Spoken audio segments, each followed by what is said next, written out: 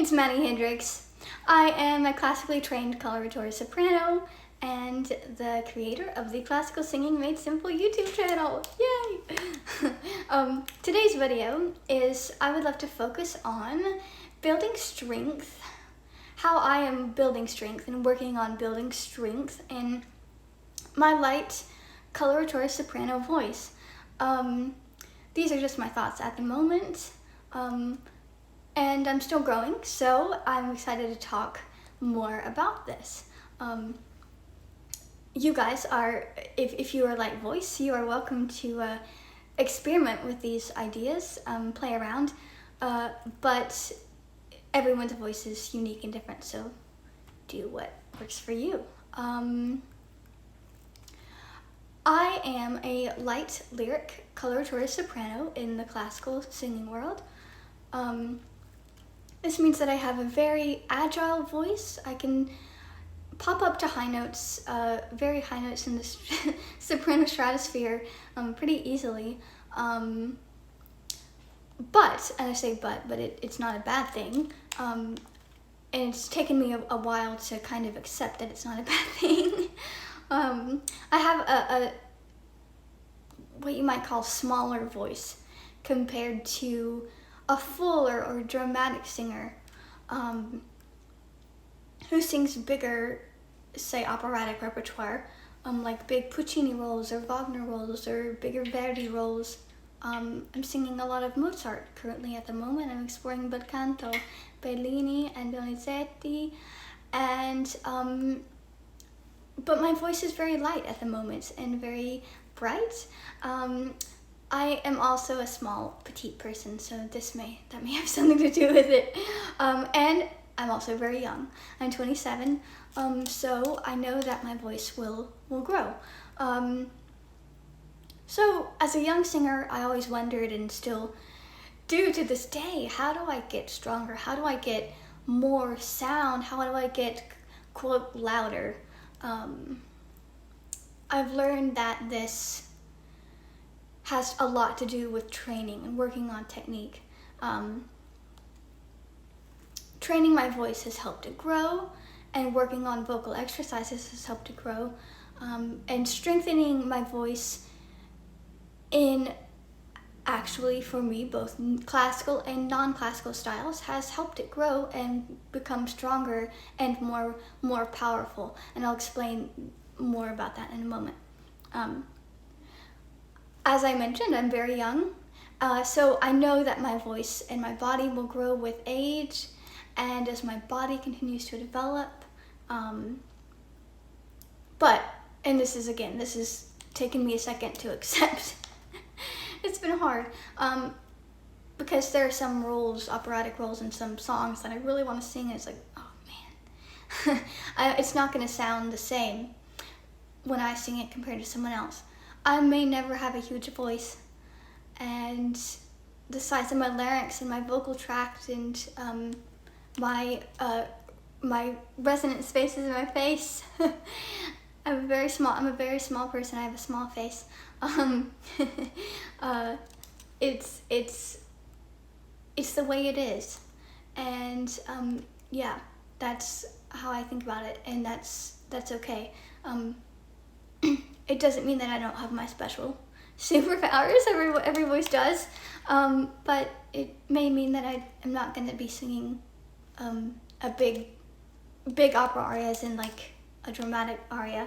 I have my own strengths, I guess is what I'm trying to say.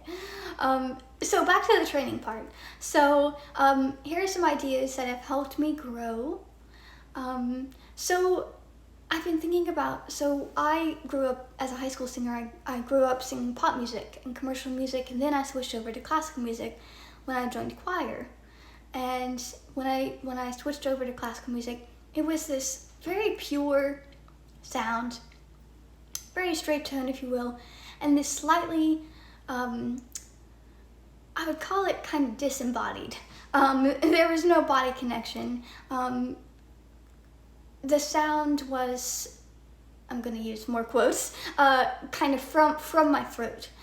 From my throat. There wasn't any lower body support, lower body connection, yeah, just take a listen. I've got a clip of when I sang in high school.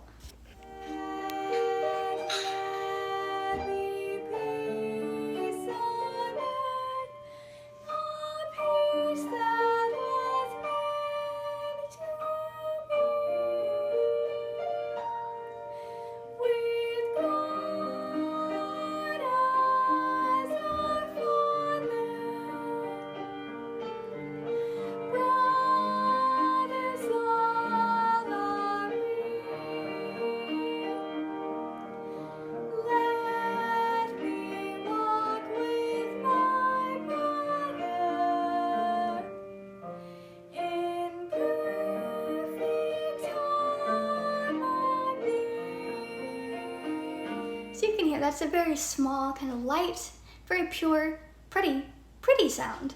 But there's not a ton of body connection, and there's a lot of stuff. There's a lot of stuff going on in my voice. That when I got to training, I started to realize that I had a lot to unlearn. I had a lot of jaw tension. I still do. A lot of tongue, jaw, and neck tension. This all was a work in progress to kind of undo. I got my alignment right, my posture right, if you will. And one of the biggest things that I worked on was my breathing. Getting my breathing under me, remapping my breathing, understanding how breathing worked for me, and working on some breathing exercises. So learning how to sing on the breath, allowing the ribs and the abdomen to expand, and relaxing the abs on the inhale, and letting them work, not tightening, but yeah. So because I did actually have a habit of pulling in hard on my abs, and this would cause me to overblow, use too much air. And so learning to just relax and let my abs work, and this idea of keeping the ribs up and keeping the ribs open, singing on the feeling of inhalation, if you will. That's kind of a tricky thing to think about. The other idea that helped me was this idea of the gentle groan, that we're always singing on this, feeling that really like deep connection in our body. And it's not from the throat, it's really feeling it from my lower abdomen. And again, not tightening, but allowing it to happen. Accessing those very primal sounds, and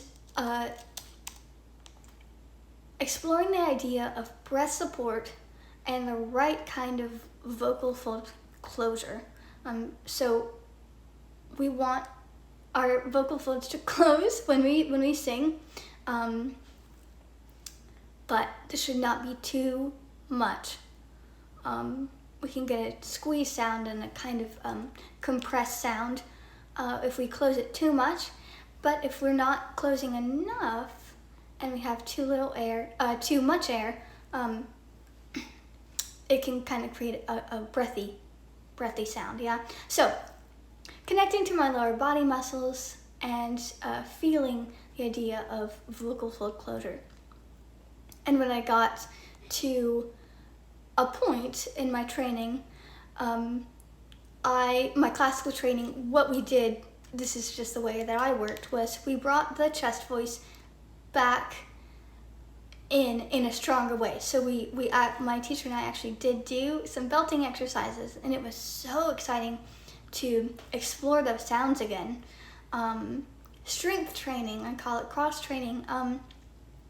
There are other ways to do this, but for me, kind of going to that other extreme, once I had learned to relax my larynx, got my breathing right, going back to belting was such a powerful way to do this, and it was very free sound. And I remember at first being afraid that I was going to hurt myself, like, oh my gosh, like it feels like I'm going too far. But there was a lot of misinformation about belting that I kind of had to work through, and when I figured out how to do it with the ideas, the foundation of classical technique, not singing the classical style, but using some foundations of the classical technique, it clicked for me. So I had to work through with and figure out for me what belting was and what belting wasn't. More on that later in another video. But belting to me felt very free and strong, and it was, again, to realize, it was weird to realize as a young singer that I listen back now and I wonder if I was belting properly, or just kind of yelling. There's a difference.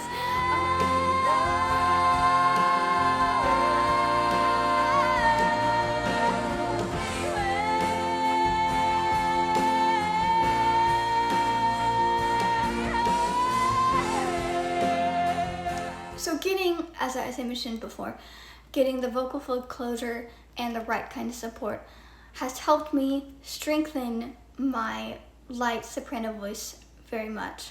And of course, I don't want to forget about resonance. Learning how my voice carried in a space for me as a classical singer without a microphone. That is the most amazing, mind-blowing thing to me about classical singing, is that our vocal folds are so tiny, but with breath support and with resonance and using the hall, hopefully our acoustics serve us well, we can carry over an orchestra. That's amazing. Learning to not go to the extremes of swallowing my sound and not spreading my sound, and using a resonance exercise that I like is NG. If we're gonna say that word like sing, it's gonna be on like the tail end sound. Sing, the NG sound helps me with my resonance and helps me with exploring my bright sounds, and finding that balance between, for me as a classical singer, bright and darker sounds. So muscle building and voice building. Exercising my core was really helpful. Back to the breath support. Exercising my core, my core body muscles. I have recently been engaging in yoga, and that has been incredibly helpful to me. Any kind of, the right kind of physical activities for singers is really important, I think. And yoga was a really powerful way for me to exercise and connect with my core muscles. That is a very quick kind of talkative overview of how I've been finding things and how I've been growing. And I'm excited to share more as I keep growing. But that is what I wanted to impart for now. And those are just my ideas of how I've been building strength in my light voice. And yeah, I totally think that it's possible to have more sound and get more sound, but it has to be done in the right way. So yeah, those are my thoughts at the moment, and thanks for watching, everyone. Enjoy.